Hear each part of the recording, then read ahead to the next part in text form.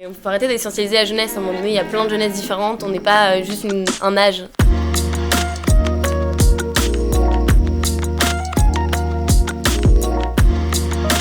Surtout le temps, je suis très heureuse d'avoir le temps, c'est rare. Nous on a le temps de parler un peu plus, de manière un peu plus approfondie qu'en quelques punchlines et ça fait du bien.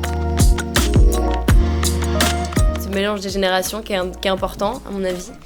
Et d'avoir, c'est rare aussi d'avoir des modérateurs où on laisse la fin de la pensée qui a eu le temps de se dérouler avant de pouvoir enchaîner sur autre chose. Ça, c'est très précieux, il y a assez peu de lieux comme ça.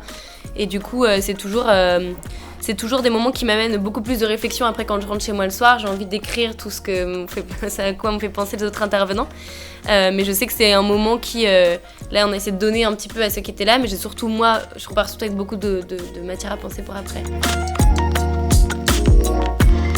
C'est comment est-ce qu'on utilise ces moments pour créer ensuite du lien, pour créer de l'écoute et pour en faire quelque chose de ça. On a cette responsabilité-là aussi. Quand on a 2 heures comme ça sur une salle, on peut donner devant 150 personnes ce que nous on pense. On a aussi cette responsabilité d'écouter les autres.